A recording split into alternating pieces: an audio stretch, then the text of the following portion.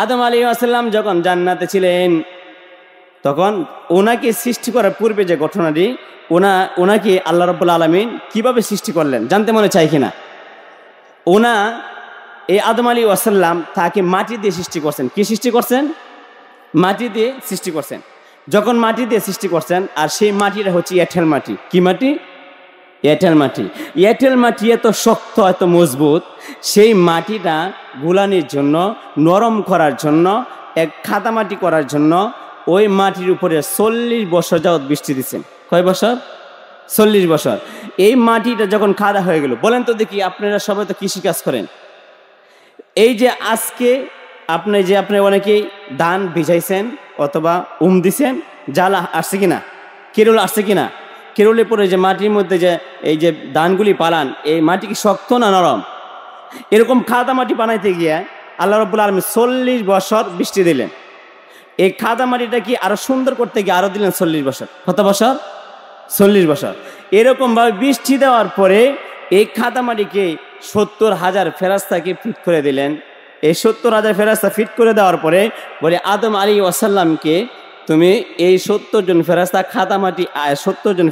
খাদা মাটিকে একটি আকৃতি বানাও, একটি আকৃতি বানাও। আকৃতি বানানোর জন্য প্রথম ইসমাইল, মিকাইল, ইসরাফিল, আরজাইল, এই 3 জন ফেরেশতা ওর কাছে আসছিল মাটি নেওয়ার জন্য।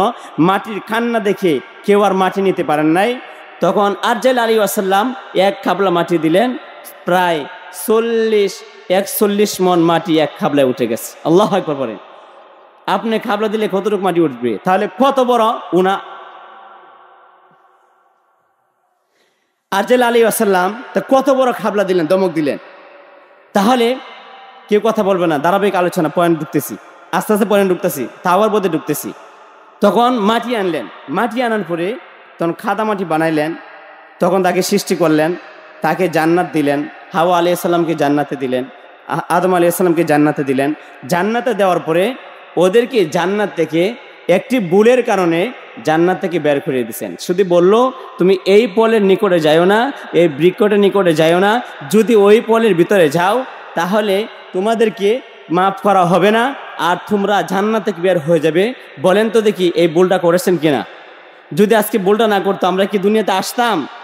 এই ভুলটা করেছে এটা আমাদেরকে। তখন আল্লাহ রাব্বুল আলামিন আদম আলাইহিস সালামকে বলল, আদম, তুমি যে ভুলটা করলা, তুমি যে ফলটা খাইলা, তোমার কি স্মরণ ছিল না?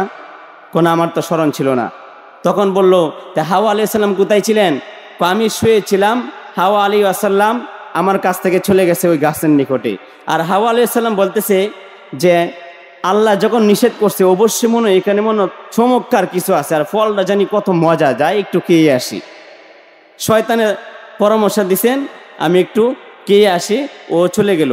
তখন আদম আলাইহিস সালামকে বলল, হে আদম, তুমি যে তোমার কাছ থেকে হাওয়া চলে গেল, তোমার কি স্মরণ নাই? তখন আদম আলাইহিস সালাম বললেন, আমার তো স্মরণ নাই, আমি দেখি নাই, আমি ঘুমিয়েছিলাম। যখন এই ফলটা নিয়ে আসলো, আদম আলাইহিস সালামকে ফলটা খাওয়াই দিলেন। খাওয়ানোর পরে কি করলেন? তখন সে মুখে দিলেন, সঙ্গে সঙ্গে স্মরণ হয়ে গেছে। আদম আলাইহিস সালাম, হাওয়া আলাইহিস সালাম আবার আদমকে শরবত বানিয়ে গুলিয়ে তাকে খাওয়াইছিলেন। স্মরণ হওয়ার সঙ্গে সঙ্গে কুলি করে রক্ত বমি করলেন, যাতে ভিতরে না যায়। তারপরে বলল, আদম, তুমি কেন খাইলা? আমার স্মরণ ছিল না। আয় আল্লাহ, তুমি আমাদেরকে মাফ করে দাও। তখন কি করলেন? জান্নাত থেকে বের করে দিলেন। তখন জান্নাত থেকে যখন বের করে দিলেন, তখন একটা ভুলের কারণে প্রায় 350 বছর যাবৎ ওনা তওবা করলেন। এমন তওবা করলেন, তখন বলল, রব্বানা যালামনা আনফুসানা ওয়া ইল্লাম তাগফির লানা ওয়া তারহামনা লানাকুনান্না মিনাল খাসিরিন। ঠিক না বলেন? তখন এই তওবা করলেন। তওবা করার পরে সঙ্গে সঙ্গে 350 বছর তওবাটা করছেন রাসূল সাল্লাল্লাহু আলাইহি সাল্লাম। শেষ নবীর অনুসরণে তাকে মাফ করে দিলেন। মাফ করে দেওয়ার পরে এই দোয়া পড়ার সঙ্গে সঙ্গে মাফ করে দিলেন। এখন আমরা যে প্রতিদিন একটা গুনার কারণে 350 বছর তওবা করলেন, তাহলে আমরা প্রতিদিন কোটি ভুল করি। প্রতিদিন কোটি ভুল করি। এই কোরআনের সাথে তো মানুষের ভালোবাসা থাকতো, মন ছেড়ে উঠা গুতাগুতি ডেসাডেসি থাকতো না। চিল্লা বলতে হবে, ঠিক কিনা? আল্লাহ রাব্বুল আলামিন কোরআনের ভিতরে বলেন, সূরাতুল তাহরিমের 28 নম্বর পারা 66 নম্বর সূরা, 2 নম্বর লাইনে 8 নম্বর আয়াত এবং 9 নম্বর আয়াতে 2 নম্বর রুকু, সেখানে সুন্দরভাবে আমাদেরকে মোটিভেশন দিচ্ছেন। কি মোটিভেশন দিচ্ছেন? আজকে আমার আলোচনা মূল পয়েন্ট হচ্ছে, টপিকটা হচ্ছে তাওবা কারে হয়, তওবা কিভাবে করবেন, কোন সময় করবেন, রাত্রে করবেন না দিনে করবেন, সকালে করবেন না বিকালে করবেন, না দুপুরে করবেন, না জুমার দিন করবেন, না তাহাজ্জুদের নামাজ পড়ে পড়বেন। আপনারা এই বিষয়ে আলোচনা শুনতে মনে চাই কি না? আওয়াজ দিয়ে বলতে হবে, শুনতে মনে চাই কি না? তাহলে এখানে সুন্দরভাবে আল্লাহ রাব্বুল আলামিন আমাদেরকে কথা বলছেন, আমাদের সাথে চুক্তি করছেন। যদি তুমি আমি তাওবার জন্য নির্দেশ দিয়ে দিলাম রাসূলের মাধ্যমে, জিবরাইলের মাধ্যমে রাসূলকে কোরআন দিয়ে দিলাম, এই কোরআনের মাধ্যমে তুমি এই দাওয়াত পৌঁছায় দাও আর তোমার সাহাবায়ে কেরামকে বলে দাও যে কিভাবে তারা তাওবা করবে, তুমি মোটিভেশন দিয়ে দাও। এরকম মোটিভেশন দিতে গিয়ে ওনার তওবার নির্দেশ সুন্দরভাবে পয়েন্ট দিয়েছেন। জানতে মনে চাই কিনা? আল্লাহ রাব্বুল আলামিন কোরআনের ভিতরে বলেন, ইয়া আইয়ুহাল্লাযীনা আমানু তুবু ইলাল্লাহি তাওবাতান নাসুহা। ইয়া আইয়ুহাল্লাযীনা আমানু, হে ঈমানদারগণ, তুবু, তোমরা তাওবা করো। কার জন্য করবেন? কার উপর করবেন? ইলাল্লাহ, আল্লাহ তাআলার জন্য। তোমার পক্ষে গুনাহ যে করেছো এটার জন্য তুমি আল্লাহ রাব্বুল আলামিনের কাছে তওবা করো। কেমন তওবা করবেন? আল্লাহ তাআলা পরে বলেন তাওবাতান নাসুহা, যে তওবাটা করবেন কঠিন তওবা করবেন, এরকম যে গুনাহটা করেছেন জীবনেও আর এই তওবাটা করবেন না, সেটা হচ্ছে তাওবাতান নাসুহা। ঠিক না বলেন? তারপরে আল্লাহ রাব্বুল আলামিন বলেন, আপনি যে গুনাহ করছেন, তওবা করছেন, সেটার দলিল কি? আপনি কি আল্লাহ মাফ করবে কিনা? পরের বাক্যের মধ্যে বলতেছে আসা রব্বকুম, সম্ভবত তোমার রব আমাদের গুনাহগুলি মাফ করে দিবেন। ঠিক না? তারপরে বলতেছেন আইয়ুকাফিরানকুম সাইয়্যাতিকুম ওয়া ইউদখিলাকুম, সম্ভবত তোমরা যা ত্রুটিগুলি করেছো, গুনাহ করেছো, সমস্ত গুনাহগুলি আমি মাফ করে দেই। ওয়া ইউদখিলাকুম, এমন একটি জায়গায় প্রবেশ করাবো, ওয়া ইউদখিলাকুম জান্নাতিন তাজরি মিন তাহতিহাল আনহার, এমন একটি জায়গায় পৌঁছাইবো জান্নাতের, এমন একটি স্থান। আর তওবাকারী যারা তওবা করবে এদের জন্য এমন একটি স্থান আমি রেখেছি যেখানে ঢুকলে সারা জীবন সুখ আর শান্তি। যখন সুবহানাল্লাহ।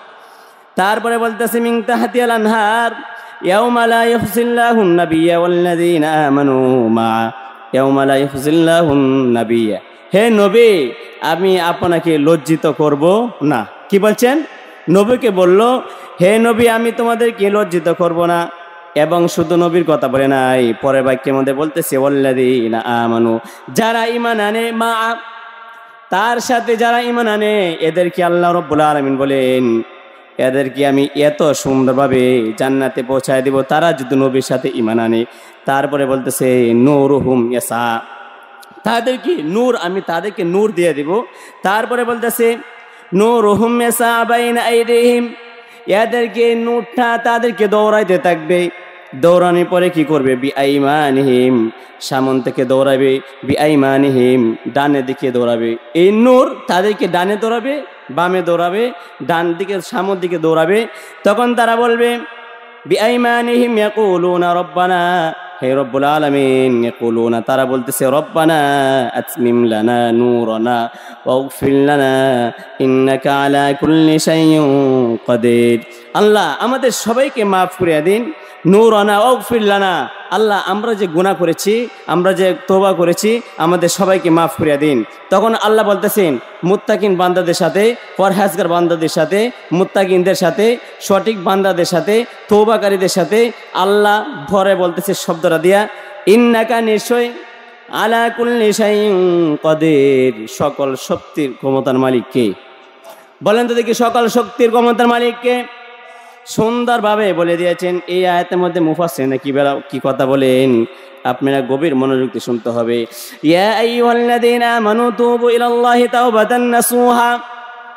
মুফাসসিরিন কেরাম বলেন, ইবনে আব্বাস রাদিয়াল্লাহু হতে বর্ণিত একটি হাদিস পাওয়া যায়, আল্লাহ রাসূল ইরশাদ করেন তওবা এমন করতে হবে। তুবু এটা হচ্ছে জমা মুযাক্কার হাজির, ইসত পেলে মারুফ।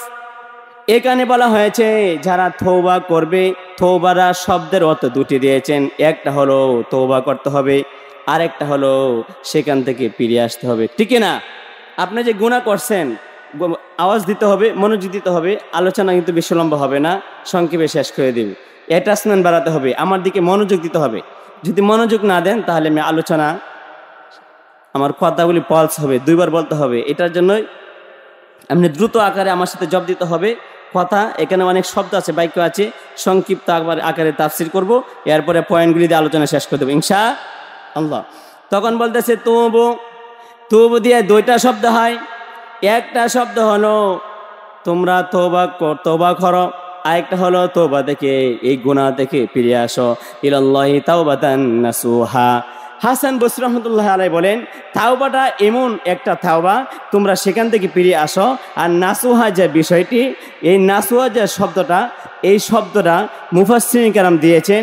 হাসান বসরি রহমতুল্লাহ বলেন, মুফাসসিরিন কেরাম বর্ণনা করে বলেন, তাওবাতান নাসুহা এইটাই এমন এক তওবা, এমন এক তওবা, আর যে তওবা যে গুনাহ করেছেন, এই গুনাহ যদি আপনি একবার গুনাহ করেছেন, এই গুনাহ থেকে যদি তওবা করে ওই গুনাহ থেকে লজ্জিত হয়ে একবারে জীবনে থেকে চলে আসেন, আমি আর গুনাহ করব না, সেটাই হচ্ছে তওবাতান নাসুহা। সেটা কি? সেটা হচ্ছে তাওবাতান নাসুহা। আসা রাব্বুকুম আইয়ুকাফিরা আনকুম। আর যদি তোমরা তওবা করো, তওবা করার পরে তোমার যে আমার কাছে ফিরে আসো, আমি তোমাদের পিছনে গুনাহগুলি মাফ করে দিব। সাইয়্যাতিকুম ওয়া ইউদখিলাকুম জান্নাতিন তাজরি মিন তাহতিহাল আনহার। এমন একটি বাগান দিব, এমন একটি বাগিচার ঝর্ণা স্বরূপ দিব, সেই জান্নাতে ঢোকার পরে জীবনে আর বের হতে মন চাইবে না। সেখানে সুখ শান্তি, আর সুখ শান্তি যেখানে শুরু আছে সেটা কোনো শেষ নাই। যেরকম সুবহানাল্লাহ। তাহলে আপনারা গভীর মনোযোগ দিয়ে শুনেন, কে কে জান্নাতে যেতে চান? আল্লাহ কবুল করে, বলেন আমিন। সর্বপ্রথম যে ব্যক্তি জান্নাতে যেতে চাইবে তার জন্য 4টি গুণ থাকতে হবে। কয়টি গুণ? আওয়াজ দিবেন, কয়টি গুণ? 4টি গুণ থাকতে হবে। করিমগঞ্জ ইসলাম ভাইয়ের আমার, এর মধ্যে 1 নম্বর গুণটাই হচ্ছে, যে ব্যক্তি জান্নাতে যেতে চায় ওর ওই 1 নম্বর গুণটাই হচ্ছে ইখলাস থাকতে হবে। ইখলাস মানে আল্লাহর বিশ্বাস। ওয়ামা উমিরু ইল্লা লিয়াবুদুল্লাহা মুখলিসিনা লাহুদ্দিন। 1 নম্বর হলো আল্লাহর প্রতি বিশ্বাস থাকতে হবে। 2 নম্বর হলো ইয়া আইয়ুহাল্লাযীনা আমানু তাকুল্লাহ, আল্লাহর প্রতি ভয় থাকতে হবে। 3 নম্বর হলো যে ব্যক্তি জান্নাত যেতে চাইবে ওই ব্যক্তির আদব থাকতে হবে। কি থাকতে হবে? আদব থাকতে হবে। কি থাকতে হবে? আদব। 4 নম্বর যে পয়েন্টটি, যে ব্যক্তি জান্নাতে যেতে চাইবে ওই ব্যক্তি নবীর সুন্নত থাকতে হবে। নবীর সুন্নত ছাড়া, আদব ছাড়া সেই ব্যক্তি কখনো জান্নাতে যেতে পারবে না। ঠিক না বলেন? তাহলে বলেন তো দেখি, এই পৃথিবী সৃষ্টি হওয়ার শুরুতে যখন একজন নবী ছিলেন, ওই নবীর নাম কি? আদম আলাইহিস সালাম। কথা বলতে হবে, অ্যাটাচমেন্ট বাড়ান। আদম আলাইহিস সালাম উনা কি করলেন জানেন? উনা একটা ভুল করেছিলেন। ভুল করার পরে পিছনে তওবা করছেন। কি করছেন? আমরা তওবার পয়েন্ট নবী দেখে আসি। নবীর পরে সাহাবায়ে কেরাম কিভাবে তওবা করছেন, আগে নবীরা কিভাবে করছেন, রাসূলরা কিভাবে করছেন, সাহাবায়ে কেরাম কিভাবে করছেন, উলামায়ে কেরামরা কিভাবে তওবা করছেন, তাবিঈনরা কিভাবে তওবা করছেন, আমরা কিভাবে তওবা করি, আপনারা কিভাবে তওবা করেন, সেই পদ্ধতি জানার দরকার আছে না নাই? আদম আলাইহিস সালাম যখন জান্নাতে ছিলেন, তখন ওনাকে সৃষ্টি করার পূর্বে যে ঘটনাটি, ওনাকে আল্লাহ রাব্বুল আলামিন কিভাবে সৃষ্টি করলেন জানতে মনে চাই কিনা? ওনা এই আদম আলাইহিস সালাম তাকে মাটি দিয়ে সৃষ্টি করছেন। কি সৃষ্টি করছেন? মাটি দিয়ে সৃষ্টি করছেন। যখন মাটি দিয়ে সৃষ্টি করছেন, আর সেই মাটিটা হচ্ছে এঁটেল মাটি। কি মাটি? এঁটেল মাটি। এঁটেল মাটি এত শক্ত, এত মজবুত, সেই মাটিটা গুলানির জন্য, নরম করার জন্য, এক খাদামাটি করার জন্য ওই মাটির উপরে 40 বছর যাবত বৃষ্টি দিচ্ছেন। কয় বছর? 40 বছর। এই মাটিটা যখন খাদা হয়ে গেল, বলেন তো দেখি, আপনারা সবাই তো কৃষি কাজ করেন, এই যে আজকে আপনি অনেকেই ধান ভিজাইছেন অথবা দিছেন, জ্বালা আসছে কিনা, কেরল আসছে কিনা, কেরলের পরে যে মাটির মধ্যে যে এই যে ধানগুলি পালান, এই মাটি কি শক্ত না নরম? এরকম খাদা মাটি বানাইতে গিয়ে আল্লাহ রাব্বুল আলামিন 40 বছর বৃষ্টি দিলেন। এই খাদা মাটিটা কি আরো সুন্দর করতে গিয়ে আরো দিলেন 40 বছর। কত বছর? 40 বছর। এরকম ভাবে বৃষ্টি দেওয়ার পরে এই খাদা মাটিকে 70,000 ফেরেশতাকে ফিট করে দিলেন। এই 70,000 ফেরেশতা ফিট করে দেওয়ার পরে বলে, আদম আলাইহিস সালামকে তুমি এই 70 জন ফেরেশতা খাদা মাটিকে একটি আকৃতি বানাও, একটি আকৃতি বানাও। আকৃতি বানানোর জন্য প্রথম ইসমাইল, মিকাইল, ইসরাফিল আরজাইল, এই তিনজন ফেরেশতা ওর কাছে আসছিল মাটি নেওয়ার জন্য। মাটির কান্না দেখে কেউ আর মাটি নিতে পারেন নাই। তখন আরজাইল আলাইহিস সালাম এক খাবলা মাটি দিলেন। প্রায় 41 মণ মাটি এক খাবলায় উঠে গেছে। আল্লাহু আকবার বলেন। আপনি খাবলা দিলে কতটুকু মাটি উঠবে? তাহলে কত বড় উনা। আরজাইল আলাইহিস সালাম তা কত বড় খাবলা দিলেন, দমক দিলেন। তাহলে কেউ কথা বলবে না, ধারাবাহিক আলোচনা, পয়েন্ট ঢুকতেছি, আস্তে আস্তে পয়েন্ট ঢুকতেছি, তাওয়ার মধ্যে ঢুকতেছি। তখন মাটি আনলেন, মাটি আনার পরে তখন খাদা মাটি বানাইলেন। তখন তাকে সৃষ্টি করলেন, তাকে জান্নাত দিলেন। হাওয়া আলাইহিস সালামকে জান্নাতে দিলেন, আদম আলাইহিস সালামকে জান্নাতে দিলেন। জান্নাতে দেওয়ার পরে ওদেরকে জান্নাত থেকে একটি ভুলের কারণে জান্নাত থেকে বের করে দিয়েছেন। শুধু বললো তুমি এই ফলের নিকটে যাও না, এই বৃক্ষটার নিকটে যাও না, যদি ওই ফলের ভিতরে যাও তাহলে তোমাদেরকে মাফ করা হবে না আর তোমরা জান্নাত থেকে বের হয়ে যাবে। বলেন তো দেখি এই ভুলটা করেছেন কিনা? যদি আজকে ভুলটা না করতো আমরা কি দুনিয়াতে আসতাম? এই ভুলটা করেছে এটা আমাদেরকে। তখন আল্লাহ রাব্বুল আলামিন আদম আলাইহিস সালামকে বললো, আদম তুমি যে ভুলটা করলা, তুমি যে ফলটা খাইলা, তোমার কি স্মরণ ছিল না? কোন আমার তো স্মরণ ছিল না। তখন বলল তা হাওয়া আলাইহিস সালাম কোথায় ছিলেন? আমি শুয়েছিলাম, হাওয়া আলাইহিস সালাম আমার কাছ থেকে চলে গেছে ওই গাছের নিকটে। আর হাওয়া আলাইহিস সালাম বলতেছে যে আল্লাহ যখন নিষেধ করছে অবশ্যই মনে এখানে মনে চমৎকার কিছু আছে, আর ফলটা জানি কত মজা, যায় একটু খেয়ে আসি। শয়তানের পরামর্শ দিছেন আমি একটু খেয়ে আসি, ও চলে গেল। তখন আদম আলাইহিস সালামকে বলল, হে আদম তুমি যে তোমার কাছ থেকে হাওয়া চলে গেল, তোমার কি স্মরণ নাই? তখন আদম আলাইহিস সালাম বললেন, আমার তো স্মরণ নাই, আমি দেখি নাই, আমি ঘুমিয়েছিলাম। যখন এই ফলটা নিয়ে আসলো আদম আলাইহিস সালামকে ফলটা খাওয়াই দিলেন। খাওয়ানোর পরে কি করলেন? তখন সে মুখে দিলেন, সঙ্গে সঙ্গে স্মরণ হয়ে গেছে। আদম আলাইহিস সালাম, হাওয়া আলাইহিস সালাম আবার আদমকে শরবত বানিয়ে গুলিয়ে তাকে খাওয়াইছিলেন।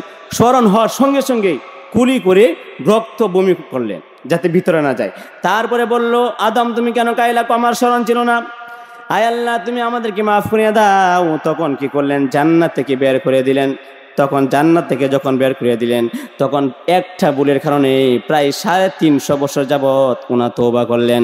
এমন তওবা করলেন তখন বলল, রব্বানা যালামনা আনফুসানা ওয়া ইল্লাম তাগফির লানা ওয়া তারহামনা লানাকুনান্না মিনাল খাসিরিন। ঠিক না বলেন? তখন এই তওবা করলেন। তওবা করার পরে সঙ্গে সঙ্গে 350 বছর তওবাটা করছেন রাসূল সাল্লাল্লাহু আলাইহি সাল্লাম। শেষ নবীর উম্মত, শেষ নবীর অনুসরণে তাকে মাফ করে দিলেন। মাফ করে দেওয়ার পরে এই দোয়া পড়ার সঙ্গে সঙ্গে মাফ করে দিলেন।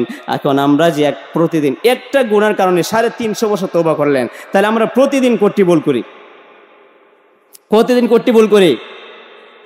এই কোরআনের সাথে তো মানুষের ভালোবাসা থাকতো, মন ছেড়ে উঠা গুতাগুতি ডেসাডেসি থাকতো না, চিল্লা বলতে হবে, ঠিক না?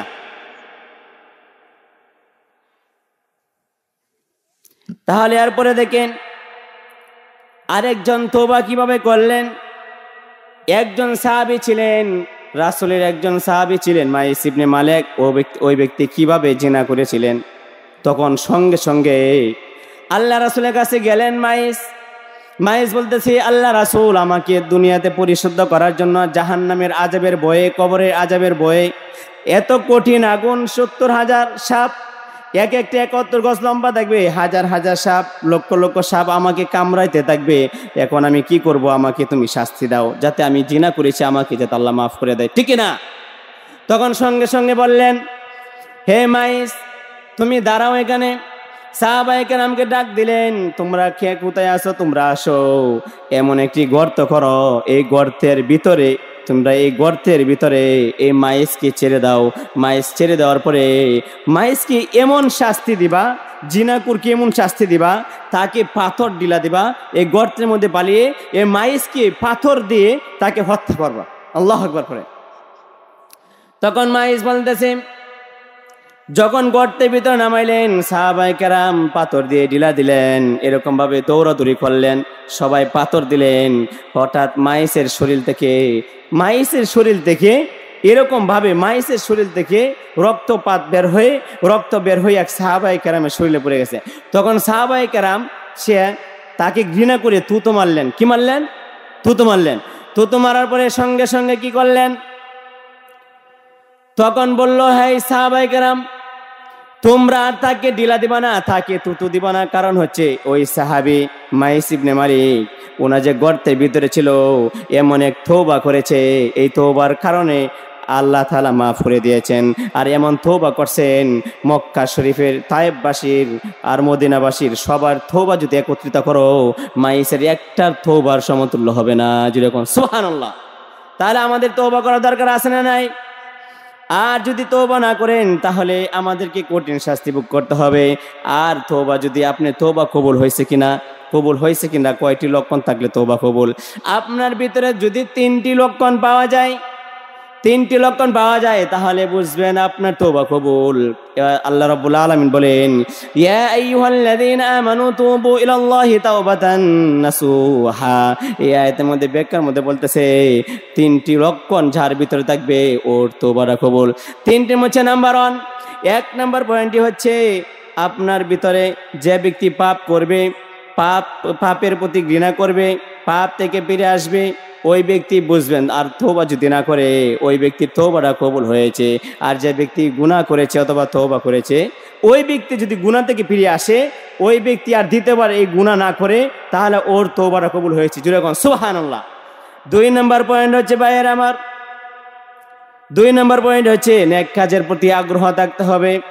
আপনি যে গুনাহ করেছেন এই গুনাহ থেকে ফিরে আসার জন্য।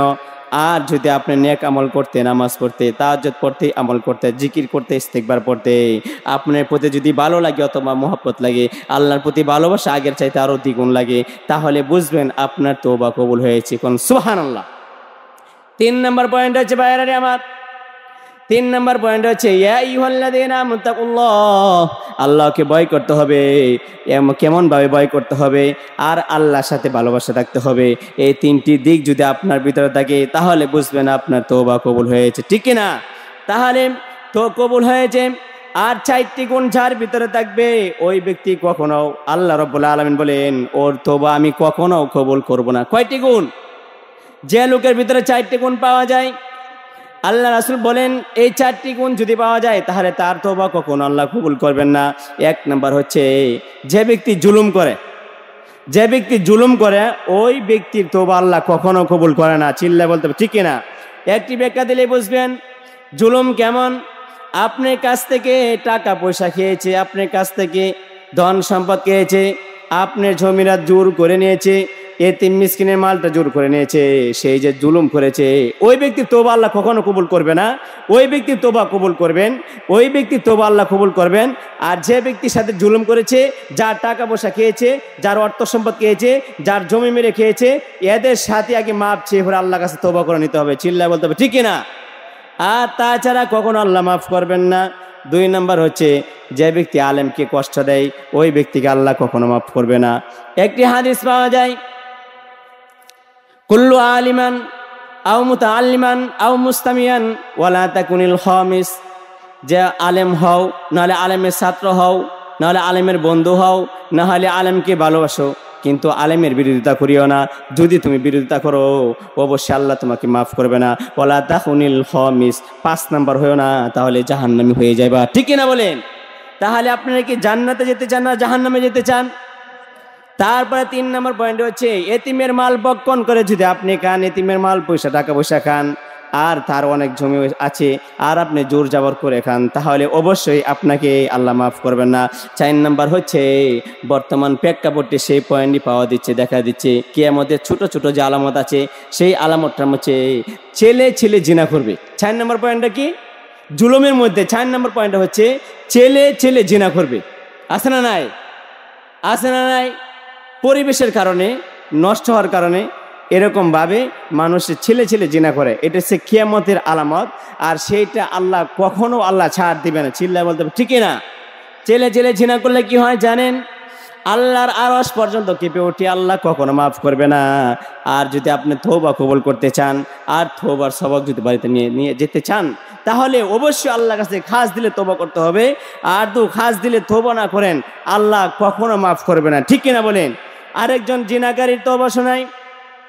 ওই ব্যক্তি মুশরিক ছিলেন, খুব খারাপ ছিলেন। আল্লাহ রাসূলের কাছে গেলেন। কাপন চুরির ঘটনা কি আপনারা শোনেন নাই? এই কাপন চুরি কি করলো? সবসময় কাপন চুরি করে ওই ব্যক্তি কি করলেন? এই কাপন চুরি করার পরে পুরুষের যে মারা যা, মেয়ে যে মারা যা, এই খবর থেকে কাপড়গুলি উঠায়ে ওই ব্যক্তি নিয়ে যা। ওই ব্যক্তি কি করে? নিয়ে যায়। যখন নিয়ে যায়, যখন এই কাপড়গুলি নিয়ে যায়, একদিন হঠাৎ এই কবরে ঢুকলেন। ঢোকার পরে সংক্ষিপ্তভাবে বলছি, হঠাৎ যখন ঢুকলেন এরকমভাবে, একদিন যখন হঠাৎ সবসময় চুরি করে আর এই কাপড় চুরি করার পরে কাপড় যখন চুরি করে বাজারে বিক্রি করে, জনগণের কাছে বিক্রি করার পরে ওই টাকা পয়সা দিয়ে ওই ফ্যামিলি চালা আর সে নিজে চলে। তখন কি করলেন? হঠাৎ একদিন কবরে ঢুকলেন। যখন কবরে ঢুকলেন এমতো অবস্থায়, যখন কবরে ঢুকলেন দেখেন সুন্দর একজন মহিলা, সুন্দর একজন মহিলা। যখন সুন্দর মহিলা দেখে এই কাপড় চুন ছেলেটা আর সহ্য করতে পারে নাই, তখন কবরের ভিতরে ঢুকে কাপড়গুলি সরাই ওই মহিলার কাছে গেলেন। মহিলার কাছে গিয়ে দেখে কত সুন্দর দৃশ্য, কত সুন্দর আকর্ষণ, এত সুন্দর মোটিভেশন, আমার আর সহ্য হয় না। বলেন তো দিকে পৃথিবীতে সবচেয়ে সুন্দর হয়ে বানাইছেন কাদেরকে? মহিলাদেরকে। আওয়াজ দিতে হবে, পৃথিবীতে সবচেয়ে সুন্দর কাদেরকে বানাইছেন? মহিলাদেরকে। এদের প্রতি পায়ের থালা থেকে মাথা পর্যন্ত পুরাটাই আকর্ষণ। যেরকম সুবহানাল্লাহ। আকর্ষণ বেশি থেকে আদম আলী ওয়াসাল্লাম বলে ক্রমে জানার সত্ত্বে হাওয়ার উপরে হাত ফেলাই দিলেন। আছে না নাই? তখন কবরের ভিতরে যখন ওই যুবক ঢুকলেন, ঢুকার পরে সঙ্গে সঙ্গে কি করলেন? ওই মহিলার সাথে জিনার মধ্যে লিপ্ত হয়ে গেলেন। যখন জিনা করলেন এমতো অবস্থায় কাপন চুল যখন ওই যুবকটা কবর থেকে চলে আসে, পিছন দিয়ে মহিলা ডাকতেছে, হে যুবক, তুমি যে আমার শরীরটা আমাকে আমার আত্মীয় স্বজনে আমাকে গোসল করে পরিষ্কার করে কবরে দিয়েছে পাক পবিত্র হয়ে, আর আপনি যে আমার সাথে জিনা করে আপনি যে কবর থেকে চলে গেলেন, আমার শরীরটা নাফাক বানালেন, আমি হাসরের মাটি কিয়ামতের ময়দানে আমি কি জবাব দিব? তখন সঙ্গে সঙ্গে বলতেছেন, আমি কি জবাব দিব? তখন জবাব দেওয়ার দেখেন আর বাও নাই। তখন ওই মহিলা যখন খবরে থাকলো, পরিশুদ্ধ হলো, আর ওই যুবকটা যখন বাড়িতে গেল তখন বলল, আল্লাহ আমাকে মাফ করবে কিনা? তখন এই কাপন ছুটকে নবীজির কাছে গেলেন, অন্য লোকের কাছে গেলেন, আমাকে মাফ করবে কিনা? আল্লাহ অবশ্যই মাফ করবে কিনা? আল্লাহ রাব্বুল আলামিন অবশ্যই মাফ করবেন। তখন ওই যুবকটা এক পাহাড়ে গেলেন। পাহাড়ের মধ্যে যাওয়ার পরে 30, 35, 40 দিন গেল। আল্লাহ রাব্বুল আলামিন ওই যুবকের তওবাটা কবুল করেন নাই। যখন ওই খবরে গেল, ওর পাহাড়ে উঠলো, তখন আল্লাহ রাব্বুল আলামিন জিব্রাইলকে বলল, হে জিব্রাইল, তুমি এক কাজ করো, ওই যুবকটা যে কবরে জিনা করেছিল আমি ওই যুবককে মাফ করে দিয়ে দিলাম। এমন তওবা করছে, সেটা হচ্ছে তাওবাতান নাসুহা। ঠিক না বলেন? সেটা হচ্ছে ইয়া আইয়ুহাল্লাযীনা আমানু তুবু ইলাল্লাহি তাওবাতান নাসুহা। এমন তওবা করলেন, আমি 41 দিনে আমি ওর তওবাটা কবুল করলাম। হে জিব্রাইল, এক কাজ করো, আমার বন্ধুর কাছে যাও, মুহাম্মদ সাল্লাল্লাহু আলাইহি ওয়াসাল্লাম কাছে গিয়ে তুমি বলে আসো আমি ওই যুবককে মাফ করে দিলাম। মুহাম্মদ সাল্লাল্লাহু আলাইহি ওয়াসাল্লাম বললেন, হে সাহাবায়ে কেরাম, তোমরা কে কোথায় আসো? তোমরা আসো। এই যে কবরে একজন কাফর চোর ছিল, এই কবরে যে সুন্দর মেয়ে দেখে জিনা করেছিল, ওই যুবককে আল্লাহ রাব্বুল আলামিন আমাকে জিব্রাইল পাঠাইলো, গাইডেড বাই লেভেলেশন, ওহির মাধ্যমে আমাকে বলে দিয়েছে ওই যুবককে মাফ করে দিছে। আর ওই যুবককে গিয়া তুমি বলো 140 দিন যাবত ওই যুবক তওবা করছে, সেই তওবাটা হচ্ছে তাওবাতান নাসুহা। এমন তওবা করছে, সেই তওবা থেকে ফিরে আসছে, আর তওবা করবে না। সেই এমন খাস দিলে তো জিনা করার পরেও আমি তাকে মাফ করে দিলাম। যেরকম সুবহানাল্লাহ। তাহলে আপনারা তওবা করতে চান কিনা? তওবা যদি না করেন আর দুজি তওবা ছাড়া দুজি মারা যান, তাহলে কবরের ভিতরে আযাব হয়। ঠিক কিনা বলেন? আল্লাহ রাসূলের একজন ইহুদি ছিলেন কিশোর। ওই ব্যক্তি কিভাবে তওবা করেছেন জানতে মনে চাই কিনা? আপনি জানতে মনে চাই কিনা? এই ইহুদি ছিলেন, এরকম ভাবে কঠিন ভাবে ওই ব্যক্তিকে কি করলেন? ইহুদি ছেলেটা আল্লাহ রাসূলের খেজমত করতেন, সর্বদাই আল্লাহ রাসূলের খেজমত করতেন। খেজমত করার পরে যখন খেজমত করতেন, তখন হঠাৎ একদিন আল্লাহ রাসূলের কাছে আসেন না। তৃতীয় দিনের মাথায় রাসূল বলতেছে, ইহুদি ছেলেটা যে আমাকে আমার কাছে খেজমত করতো, আমার সাথে ওড়া বসা করতো, আমার সাথে থাকতো, ওই ছেলেটা কোথায়? আল্লাহ রাসূল সাহাবায়ে কেরাম বলেন, আল্লাহ রাসূল, আপনার এই ইহুদি ছেলেটা তো বাড়িতে শুয়ে আছে, অসুস্থ বেশি, অসুস্থতার কারণে সে শুয়ে আছে। শুয়ে থাকার পরে এমন এক তওবা করলেন। আল্লাহ রাসূল বললেন, হে ইহুদি, হে সাহাবায়ে কেরাম, আসো আমার এই ইহুদি ছেলের বাড়িতে যাই, দেখি ইহুদি ছেলেটা কেমন আছে, যেরকম সুবহানাল্লাহ। তখন সঙ্গে সঙ্গে বললেন, ইহুদি ছেলের কাছে নবী সাল্লাল্লাহু আলাইহি ওয়াসাল্লাম, মুহাম্মদ সাল্লাল্লাহু আলাইহি ওয়াসাল্লাম সাহাবায়ে কেরামকে নিয়ে গেলেন। সাহাবায়ে কেরামকে যখন নিয়ে গেলেন, এমত অবস্থায় যখন গেলেন, তখন সাহাবায়ে কেরামকে বলল, এই সাহাবায়ে কেরাম, এই ইহুদি ছেলেটাকে কালিমায় শাহাদাত পড়ায় দাও, ইহুদি ছেলেটাকে কালিমা পড়ায় দাও, ইহুদি ছেলেটাকে তওবা করায় দাও, যাহাতে ইহুদি ছেলেটাকে আল্লাহ মাফ করে দেন। সুবহানাল্লাহ। ইহুদি ছেলে বললেন, তুমি রাসূল বললেন, হে ইহুদি, তুমি পড়ো কালিমা তয়্যিবা, লা ইলাহা ইল্লাল্লাহু মুহাম্মাদুর রাসূলুল্লাহ। তখন ইহুদি ছেলেটা পড়তে চায় না। তখন সঙ্গে সঙ্গে কি করলেন, ইহুদি ছেলে বলতেছে, আবু কাসিমের বাপ যা বলে সেটা আমি মানবো। ইহুদি ছেলে বলতেছে, নবীর বড় ছেলেকে বলতেছে, আবু কাসিম যা বলে আমি সেটা মানবো। তখন সঙ্গে সঙ্গে কি করলেন, এই ইহুদি ছেলেটা বলল, ঠিক আছে, আমি কালিমা পড়লাম, আল্লাহ আমি কালিমা পড়ে নিলাম, রাসূল আমি শাহাদাত পড়ে নিলাম, এখন আমাকে কালিমা পড়ে মুসলমান বানায় দেন, আর আমাকে পরিশুদ্ধ করে দেন, আর আমাকে একবার তওবা করে দেন, যাহাতে আমার আল্লাহ মাফ করে দেয়। তখন ওই ইহুদি ছেলেটা যখন কালিমা পড়লেন, কালিমা শাহাদাত পড়লেন, তওবা করলেন, আল্লাহ রাসূল ঘর থেকে বের হয়ে বলেন, আলহামদুলিল্লাহিল্লাযী আনকাদাহুম মিনান নার। এই ইহুদি ছেলেটা জাহান্নামের আগুনে পড়তেছিল, জাহান্নামের আগুনে যাইবে বাপ, এমত অবস্থায় কালিমা পড়ে তওবা করে এই ইহুদি ছেলেটা জান্নাতি হয়ে গেছেন। যেরকম সুবহানাল্লাহ। সেটা কিসের বরকতে? শুধু তওবা করার বরকতে। কিসের বরকতে? ও আচ্ছা, তাহলে তওবা করার কারণে ওই ইহুদি ছেলেটাকে মাফ করে দিয়েছেন, ঠিক না? তাহলে সংক্ষিপ্ত আকারে, যেহেতু মেসেজ দিয়েছে 2 মিনিটে শেষ করে দিচ্ছে। কয় মিনিট? একজন কিভাবে তওবা করলেন, কঠিন তওবা করলেন। এই মক্কাতে সবচাইতে একজন কুস্তিকর ব্যক্তি ছিলেন। এইটা হচ্ছে পরের আয়াতে, যে সূরাতুল তাহরিমের 9 নম্বর আয়াতে, ইয়া আইয়ুহান নাবিয়্যু জাহিদুল কুফার, হে নবী, আপনাদেরকে আমি বলতে চাই, আমি আপনাকে বলতেছি, জাহিদুল কুফার ওয়াল মুনাফিকিন, হে নবী, এদের প্রতি তুমি জিহাদের ঘোষণা দাও। জিহাদের ঘোষণা কাদের প্রতি দিবেন? যারা কাফের এবং মুনাফিক। ওয়াল কুফার ওয়াল মুনাফিকিন ওয়াগলুদ আলাইহিম, এদের সাথে অত ভালোবাসা মহব্বত দেখায়ও না, এদের সাথে এত মহব্বত ভালোবাসা দেখায়ও না, এদের সাথে তুমি ওয়াগলুদ আলাইহিম, কঠোরতা হয়ে যাও। ওয়াগলুদ আলাইহিম, তুমি কঠোরতা হয়ে যাও। ওমা ওয়াহু জাহান্নাম, এদের এত কঠিন ভয়াবহ, এদের কাফের এবং মুনাফিকদের এদের শেষ ঠিকানা হচ্ছে জাহান্নামের নিকৃষ্ট স্থান। চিল্লায় বলতে হবে, ঠিক না? জাহান্নামের নিকৃষ্ট স্থান হচ্ছে এই কাফের এবং মুশরিকের। একজন এই রুকানা কি করলেন, এই রুকানা এই সবচাইতে বড় কুস্তিকর ছিলেন। রাসূলের সাথে মক্কাতে বলতেছেন, তায়েফবাসীদেরকে বলতেছেন, মদিনাবাসীকে বলতেছেন, তোমরা কে আসো আমার কাছে যুদ্ধ করতে চাও, আমার সাথে কুস্তি খেলতে চাও, এমন কোন বাপের পাটা আছে আমার সামনে আছো। তখন সাহাবায়ে কেরাম যায় না, সাহাবায়ে কেরাম ভয় পাচ্ছেন, অন্যরা ভয় পাচ্ছেন। আর আল্লাহ রাসূল বলেন, আমি এদের কাছে অবশ্যই এই কুস্তিকরের সাথে, রুখানার সাথে আমার যেতে হবে। ওই কেমন কুস্তি খেলে, কেমন পাওয়ার, কেমন এনার্জি, কেমন শক্তি, কেমন খেলোয়াড়, কেমন মোটিভেশন, ওই রুকানাকে আমার দেখার আছে। চিল্লা বলতে হবে, ঠিক না? তখন শেষ করে দিচ্ছি। তখন কি করলেন, এই কুস্তিকারককে বললেন, তখন বলতেছে এই রুকানার কাছে আমি যেতে হবে। ইন দ্য মিন টাইম রাসূল সাল্লাল্লাহু আলাইহি ওয়াসাল্লাম যখন ফজরের নামাজ পড়েন, ফজরের নামাজের পরে এই রুকানার দিকে রওনা দিয়েছে। এই রুকানাকে আমি এক কাজ করব, ওর সাথে আমার কুস্তি খেলা হবে। মুহাম্মদ বলতেছে রুকানার সাথে আমার কুস্তি খেলা হবে। আর রুকানা বলতেছে, হে মুহাম্মদ, তোমার কোরআনের দাওয়াত আমার পছন্দ হয় না, তোমার হাদিসের দাওয়াত আমার পছন্দ হয় না, তোমার কথাগুলি, তোমার চেহারাও দেখতে মন চায় না, তোমার দাওয়াত দেখতে মন চায় না, রাসূলের আদর্শটাকে রিসিভ করতে আমার মন চায় না। একটি কাজ করতে হবে। তখন বলতেছে, তুমি যদি আমাকে যুদ্ধ কুস্তি খেলে আমাকে হারাইতে পারো, আর তুমি যদি আমাকে নিচে পালায় দিতে পারো, তাহলে অবশ্যই আমি কালিমা পড়বো, কালিমা শাহাদাত পড়বো, আমি মুসলমান হয়ে যাব। আর ইহুদি খ্রিস্টান নাসারা থাকবো না, আমি মুশরিক থাকবো না, আমি কাফের থাকবো না। তখন আল্লাহ রাসূল বলেন, তোমার সাথে আমার কুস্তি খেলা হবে। যখন মক্কাতে একত্রিত হলেন, কাফের মুশরিকরা দেখছেন, আবু জাহেল, উতবা, সাইবা, এরা সবাই দেখছেন। আর সাহাবায়ে কেরাম, আল্লাহ রাসূল যখন গোপনে ফজর নামাজে পড়ে ওই কুস্তি খেলার সাথে সাক্ষাৎ হলেন, তখন বলতেছে, আসো কুস্তি খেলি।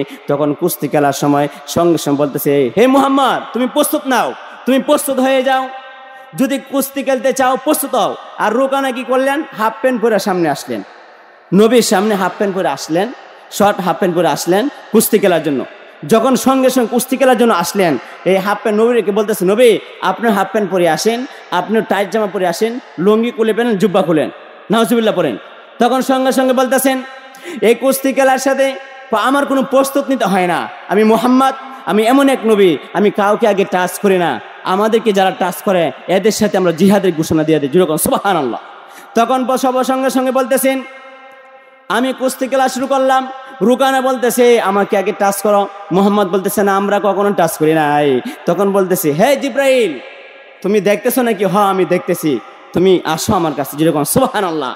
তখন মুহাম্মদ সাল্লাল্লাহু আলাইহি ওয়াসাল্লাম প্রস্তুত নিলেন, ডান হাত এরকম ভাবে প্রস্তুত নিলেন, এত সুন্দর হাত, এরকম ভাবে তার রুকানার ডান দিকে একটি থাপ্পড় মারলেন, এমন থাপ্পড় দিয়েছে জমিনে পড়ে গেছেন, যেরকম আল্লাহু আকবার।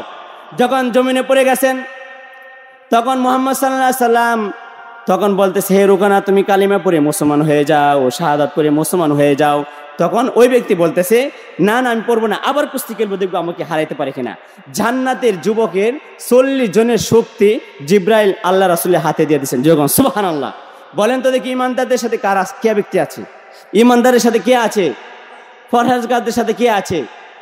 তাহলে যদি এই জন কুস্তি খেললেন, দ্বিতীয়বার পড়লেন, দ্বিতীয়বার বাম হাতে এই রুকানাকে তার বুকের মধ্যে হাত দিলেন, হাত দেওয়ার সঙ্গে সঙ্গে উপরে ঘুরাইতেছে। তখন বলতেছে, আবু জাহেল বলতেছে, হে রুকানা, মক্কা শরীফের কেউ তোমাকে পছন্দ, মক্কা শরীফে কেউ তোমার সাথে কুস্তি খেলে পারে না, তায়েববাসী কেউ পারে না, মদিনাবাসী কেউ পারে না, আর তোমাকে মুহাম্মদ বাম হাতে ঘুরাইতে আছে, কারণ কি? আবু জাহেল, কথা বলো, আমার তো লাগছে পুরা পৃথিবীর শক্তি মুহাম্মদের হাতে আয়সা বসছে, যখন সুবহানাল্লাহ। তখন যখন দ্বিতীয়বার চলে গেল, তৃতীয়বার কি করলেন? এভাবে ধরে নিচে আছাড় মারলেন। আছাড় মারার সঙ্গে সঙ্গে রুকানা তার হাতগুলি যেমন ভাঙে গেছে গা, দুর্বল হয়ে গেছে গা, এরকম ভাবে জমিনে পড়ে গেলেন। রুকানা বলতেছে, মুহাম্মদ আমি আর পারবো না, এক কাজ করি, আমাকে কালিমা পড়ান আর তওবা করায় দেন, আমাকে মুসলমান বানায় দেন, যেরকম সুবহানাল্লাহ। যে কথা বললাম, কথা অনুযায়ী আমল করতে পারি, আমরা সকলে বলি আমিন। আল্লাহ তাআলা আমাদের সবাইকে কবুল করুক।